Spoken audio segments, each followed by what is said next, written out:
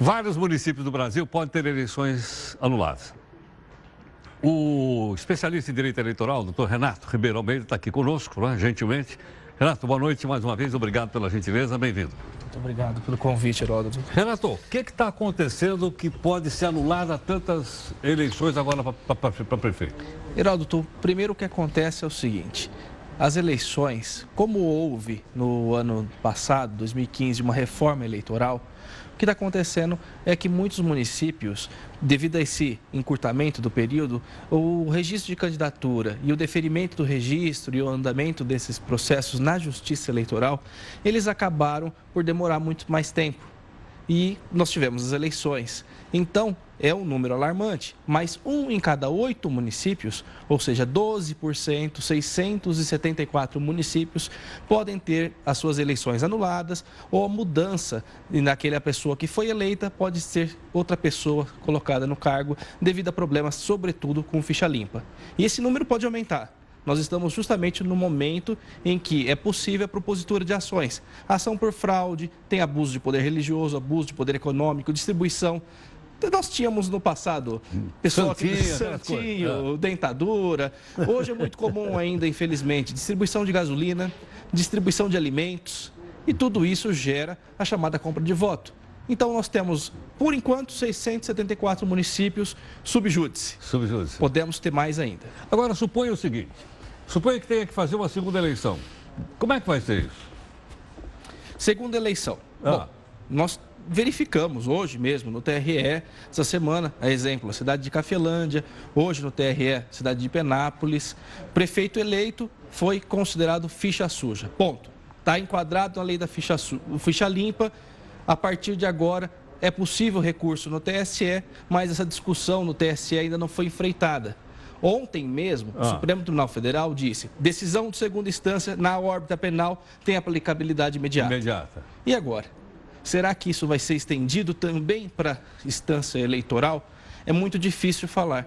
Existe uma ação direta de inconstitucionalidade no Supremo Tribunal Federal, por ordem do ministro Barroso, que ainda não foi apreciada, se tem efeito suspensivo, se não tem efeito suspensivo.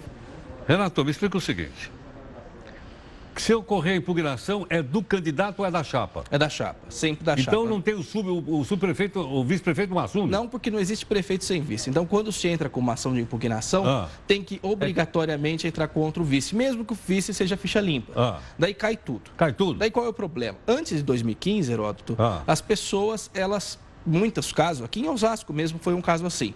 O segundo colocado assumiu porque o primeiro... Agora não pode mais o segundo colocado assumir? Agora o segundo colocado não pode mais.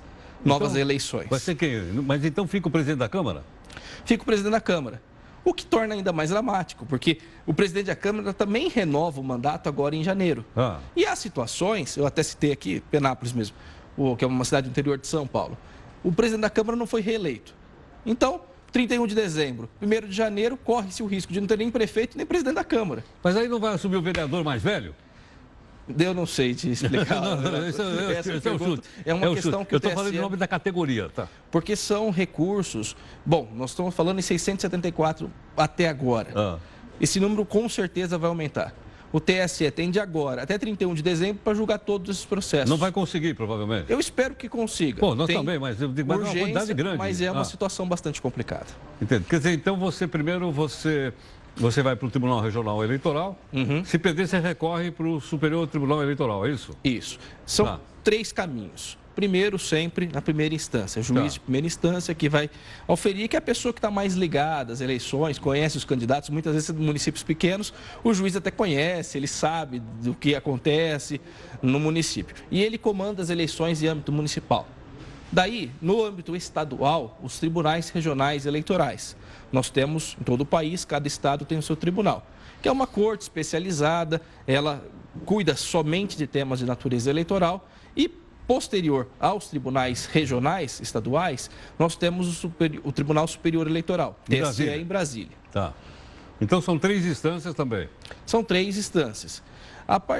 Dificilmente as decisões são mudadas no TSE, porque muitas vezes, e isso é bom que se deixe bem claro, os tribunais regionais eleitorais cumprem um papel muito bom, são dotados de magistrados com bastante experiência, então não tem ninguém inexperiente no tribunal. Haja vista de São Paulo, que eu conheço mais por ser advogado em São Paulo. São todos magistrados com grande experiência e os votos geralmente até são mantidos pelo TSE. Renato, aquela pergunta que não quer calar. Quem vai pagar isso aí? Porque vai ter custo, não vai? Tem custo. Para fazer eleição de novo? Imagine se for, sei lá, 150 cidades. É um problema e, infelizmente, é um problema, Heródoto, não só dos candidatos, é um problema do eleitor. A lei da ficha limpa, ela foi criada pelo um movimento popular, na verdade, vários movimentos que se uniram em prol da ficha limpa. Isso. Eu me lembro lá atrás, quando foi a minha dissertação de mestrado, fui uma das primeiras a falar sobre a lei da ficha limpa, eu me debrucei sobre esse assunto, e era um assunto apaixonante, Heródoto. Todo mundo queria falar sobre a lei da ficha limpa. E, de fato, foi um momento, foi um corte profundo entre aquelas pessoas que eram consideradas inelegíveis e as outras. O que aconteceu de lá para cá? O sujeito está inelegível, ele coloca a esposa. Coloca a irmã, a filha, o irmão mais novo. Acontecia isso. Sabe onde está acontecendo? Não, acontecia não. Acontece aqui no Guarujá, pô. Eu não conheço o caso. Eu li outro dia no jornal lá, que aqui no Guarujá é isso. O cidadão lá era candidato, mas era ficha suja, ele colocou a esposa no lugar. Ou então... E ela foi para o segundo turno. E é uma situação... Olha que coisa inacreditável. Ou então é uma situação ainda pior, que eu considero pior, é o candidato. Muitas vezes é prefeito, ele bate, não, eu sou o candidato, e ele continua insistindo na tecla, mesmo sob a dúvida de que eventualmente ele pode ser reconhecido inelegível. Quem paga com isso? A população, ela, devido à falta de informação, muitas vezes até acaba elegendo o cidadão. E daí quem paga o pato, vamos dizer, uma expressão que está sendo utilizada bastante, quem paga o pato é a própria população, porque gasta recurso para uma nova eleição, sendo que o próprio cidadão, se você está em dúvida se você é ficha limpa ou não, você nem concorre. Meu amigo, mas nem síndico de prédio os caras abrem mão. Sabe que o cara vai abrir mão de uma boca dessa? Exatamente. Ela, infelizmente, não vai, é uma né? realidade. Ele não está preocupado com a população, desculpa, eu não estou falando generalizando, né? Mas uma boa parte não está preocupado. Está preocupado em manter-se na política. Como é que eu vou ficar o poder? Como é que o pessoal vou colocar meus parentes tudo aí na prefeitura, pô? E o efeito da ficha limpa é bastante severo. Na verdade, uma condenação que enseja tantas alíneas, reprovação de contas, crimes, improbidade administrativa, que é chamado ato doloso, né, que é quando o cidadão realmente ele faz atividades que são reprovadas. Popularmente como gatunagem. Exatamente. Quando acontece esse tipo de situação, o efeito da ficha limpa é de 8 anos. Então é bastante severo. O sujeito ele vai retornar 2020 alguma coisa. Muitas vezes quando é enquadrado. Assim, acho que o risco vale a pena. Eu não sei. Isso sou eu que estou falando. Estou fora aqui, mas eu Por digo, isso que as eleições... o risco vale a pena, porque o pessoal ainda assim se arrisca. Devido a isso, e a essa situação bastante séria, que nós temos tanto a chamada judicialização da política. É o terceiro, quarto turno. Infelizmente, isso não deveria acontecer.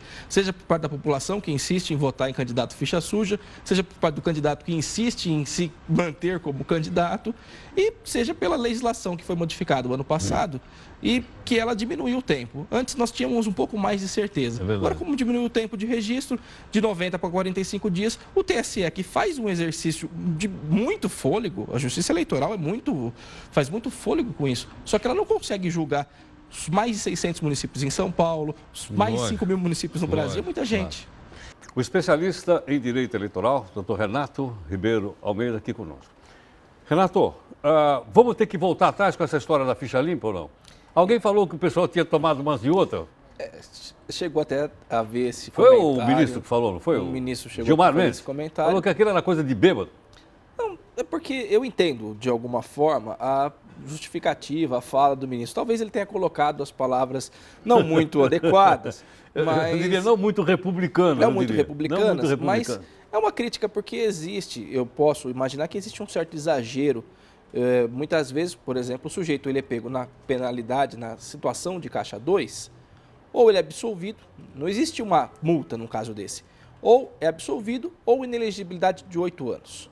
E hoje, com a legislação, o sujeito que não lançou notas de seus gastos e também das suas arrecadações pelo prazo de 72 horas, então recebeu agora, tem 72 horas para lançar no site da Justiça Eleitoral. Tá. Quem não fez isso, acabou incorrendo na prática do chamado Caixa 2.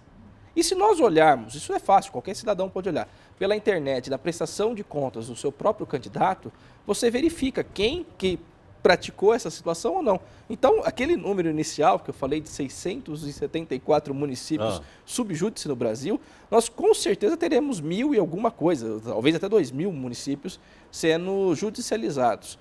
A legislação ela ficou mais séria, muito severa para os candidatos. Tem gente que sai candidato e tem alguns cargos que são importantes. A campanha não é mais só marqueteiro. O sujeito que não tem um contador de sua confiança para fazer essa contabilidade de campanha, que não tem um advogado instruindo, faz isso aqui não pode e tudo mais. Porque existe uma série de vedações que são importantes ser verificadas. Entre elas, essa que você citou, 72 horas para registrar lá o que eu tenha recebido, sei lá, eu tenho gasto, é isso ou não? Sim, porque a população pôde acompanhar. É exemplo de São Paulo.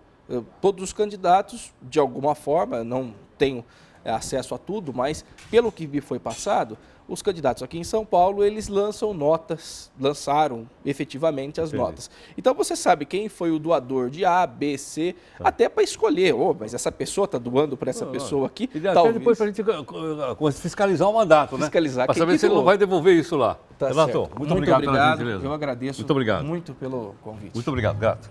Bom, com a participação então do Dr. Renato aqui conosco, né? Você viu aí mais explicações interessantíssimas. Eu creio que são explicações que mexem mais do que com política, mexem com a cidadania. Isso é fundamental e você sabe que essa é uma das preocupações da nossa equipe aqui. Mexer com a cidadania e criar espírito crítico. Em 25 segundos, a gente volta.